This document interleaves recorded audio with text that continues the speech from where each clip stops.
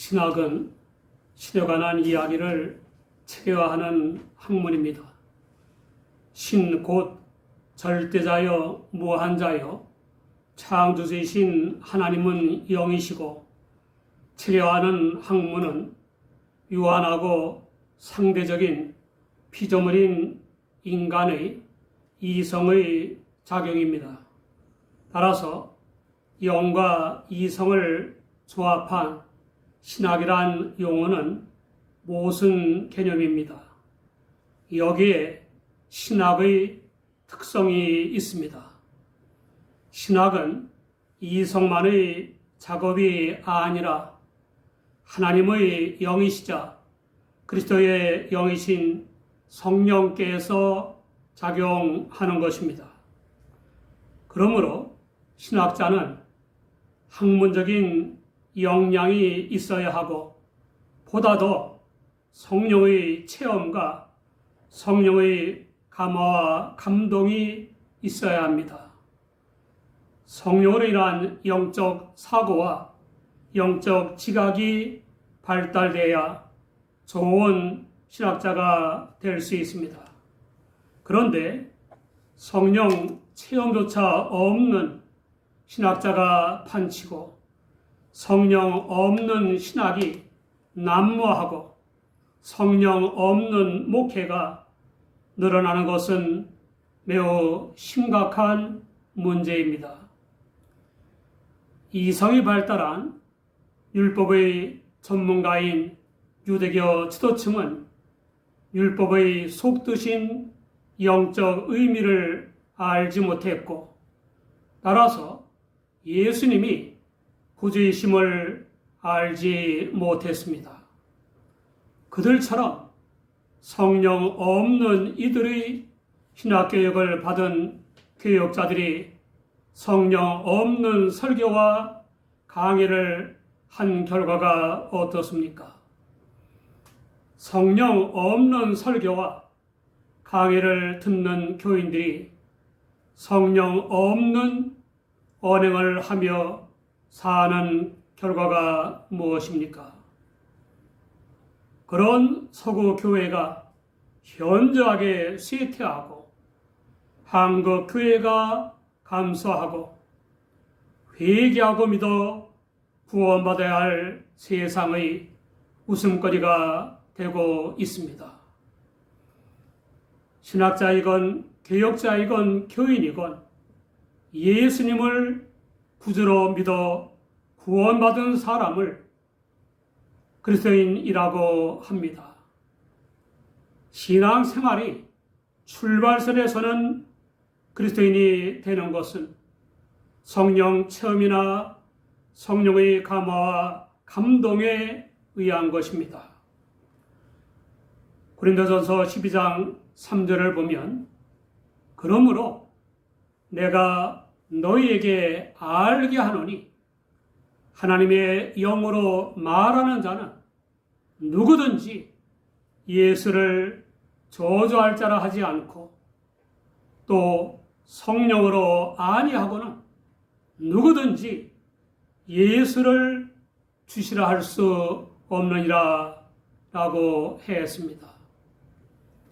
시몬 베드로가 예수님을 가리켜 주는 그리스도시요 살아계신 하나님의 아들이시라고 고백했을 때 예수님이 하신 말씀이 마태복음 16장 17절입니다.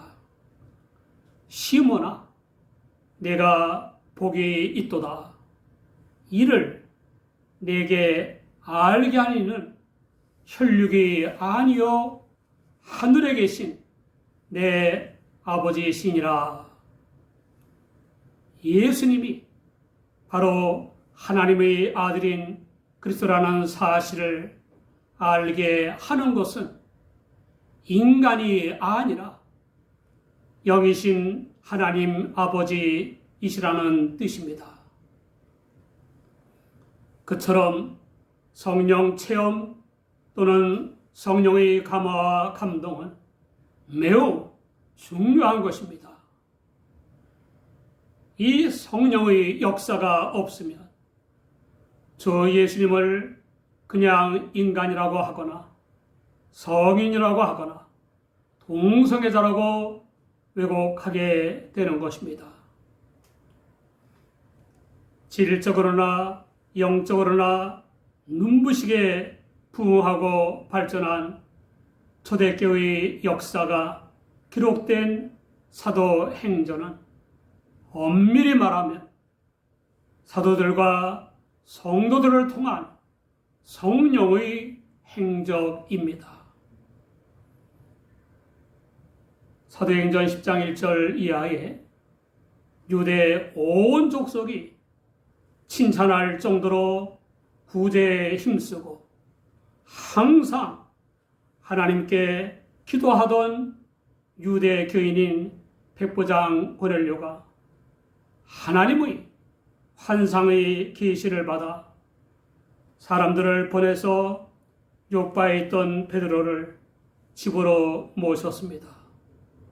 그리고 주님이 베드로에게 명한 말씀을 함께 듣기 위해 사람들을 불러 모았습니다.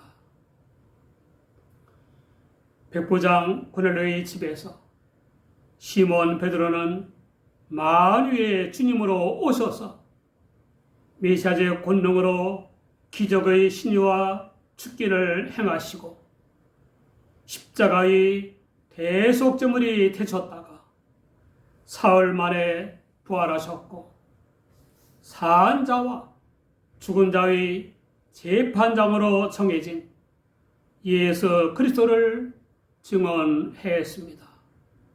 한마디로 말해 자기 이야기나 세상 이야기가 아닌 주 예수 그리스도의 복음을 선포한 것입니다. 하나님께서는 주 예수 그리스도를 통한 사랑 이야기를 하라고 강단에 세우는데 그 강단에서 자기 자랑을 하고 선거 운동을 하고 성경에 근거한 비판이 없이 진영 논리를 설파하는 교역자들도 더러 있습니다. 그러니 듣는 교인들에게 무슨 성령의 역사가 나타나겠습니까? 복음 설교를 한 베드로의 경우는 달랐습니다.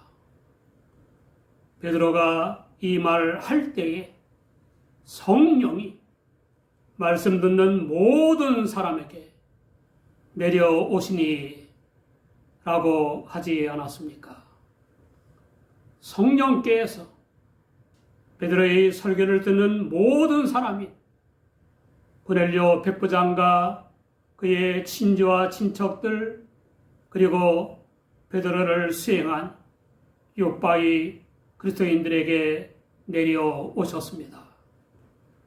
그 현상은 옷설 때 유대인들에게 나타나신 것과 같았습니다.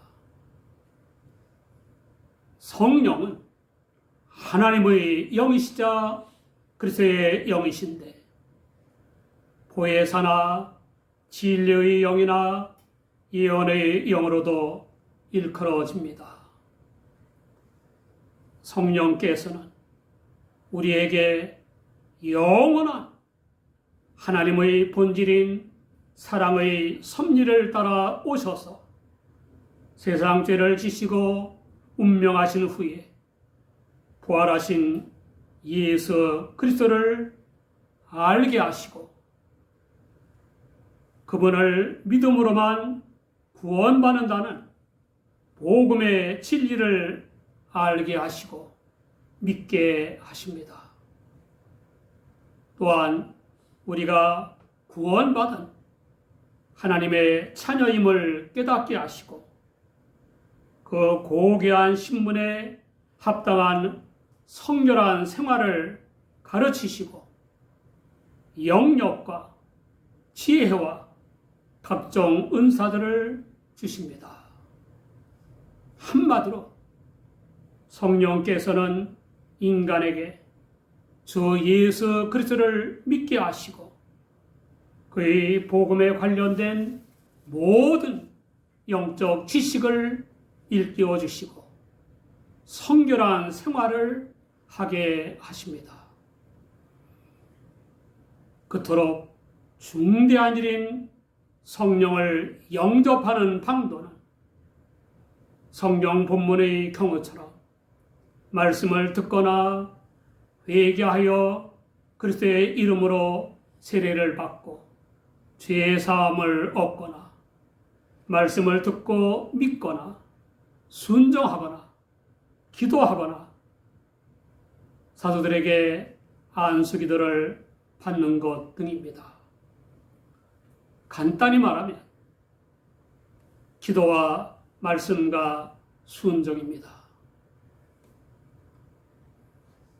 베드로의 복음 설교를 듣던 백부장 고넬료와 그의 가족과 친척과 친지들에게 성령이 내려오시는 것을 보고 유대인들과 베드로를 수행한 유대 그리스도인들은 깜짝 놀랐습니다. 그들 모두는 유대인이 아닌 이방인들에게 성령이 임하는 것을 상상도 못했기 때문이었습니다. 유대인들은 물론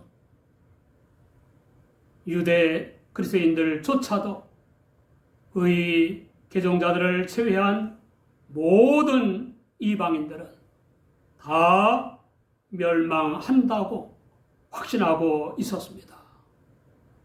그러나 이 사건에서 알 수 있는 바와 같이 하나님께서는 성령을 조차 예수 그리스도를 믿는 사람을 구원하는 일에 유대인과 이방인을 차별하시지 않습니다.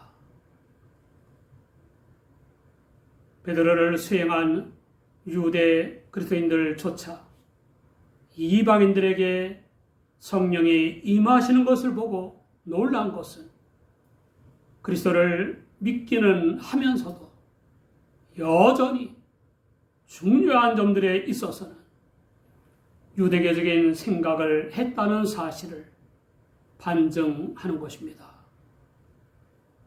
성령의 역사로 예수 그리스도를 믿기는 했지만 여전히 믿기 전의 옛사람에 머물러 있는 교인들이 적지 않습니다.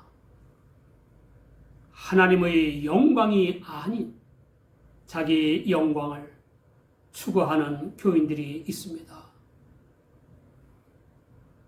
의와 진리와 사랑과 자유가 아닌 불의와 거짓과 미움과 탐욕과 염려의 종살이를 하는 교인들이 있습니다. 영적 사고가 아닌 적극적 사고를 하고 복음에 합당하지 않은 선입견이나 고정관념을 고수하는 교인들이 있습니다. 그리스도의 복음의 교훈이 아닌 좌경적 이념이나 우경적 이념이나 중도적 이념이나 기타 이념 등의 세상 풍조를 따르고 주 예수님이 아닌 유력한 사람이나 사상가나 종단의 창을 추종하는 이들이 있습니다. 소금문화의 2대 주류인 헬라 사상과 히브리 사상의 정통한 지성인으로서 교회를 핍박하던 바울은 부활하여 승천하신 주 예수님을 만나게 된 영적 체험을 통해서 사도가 되었습니다. 새 사람이 된 바울 사도는 세상 모든 종교나 교훈이나 사상이나 이념이나 지식 등등을 가리켜 구원이 없다는 의미에서 초등학문이라고 했습니다. 또한 주 예수님을 알고 나니까 믿기 전에 옛사람이었을 때 귀중히 여겼던 모든 것이 배설물로 여겨진다고 했습니다. 각 교파의 교단장 선거 후유증으로 한국교회의 위상이 땅에 떨어지기도 하였고 세상 사람들의 조롱거리가 되기도 했습니다. 온 세계교회, 특히 한국교회 모두가 영의 귀를 기울여야 할 말씀이 있습니다. 에베소서 4장 22절 이하를 보면 너희는 유혹의 욕심을 따라 썩어져가는 구습을 좇는 옛사람을 벗어버리고 오직 심령으로 새롭게 되어 하나님을 따라 의와 진리의 거룩함으로 지으심을 받은 새 사람을 입으라 라고 했습니다.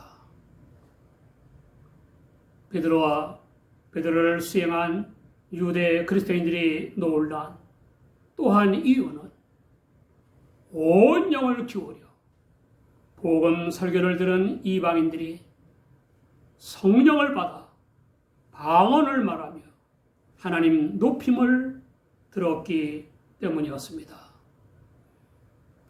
이에 베드로는 자기들처럼 성령을 받은 사람들에게 물로 세례를 주는 것을 능히 금할 자가 없다고 하면서 세례를 주라는 명령을 내렸습니다. 백부장 고넬료 측에서 수일 더 유하기를 청했다고 한 것을 미뤄 성도의 교제를 나누면서 신앙교육과 훈련도 했을 것입니다. 그런데 예배 중에 설교를 듣고 난 후에 생활 속에서 하나님을 높이는커녕 예배 중에도 심지어 설교 중에도 하나님을 높이는 심령으로 듣지 않는 교인들이 적지 않습니다.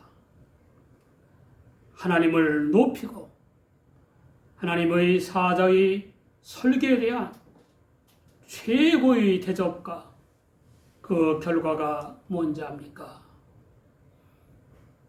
데살로니가전서 2장 13절을 보면 이러므로 우리가 하나님께 쉬지 않고 감사함은 너희가 우리에게 들은 바 하나님의 말씀을 받을 때 사람의 말로 아니하고 하나님의 말씀으로 받음이니 진실로 그러하다. 이 말씀이 또한 너희 믿는 자 속에서 역사하느니라 라고 했습니다. 사랑하는 여러분, 복음 설교를 어떻게 듣고 있습니까? 어떤 부흥사는 말씀을 개떡같이 전해도 찰떡같이 들으라고 강조했습니다. 설교를 듣는 태도의 중요성을 강조하는 말이지만 농담이라도 그런 말을 해서는 안 됩니다.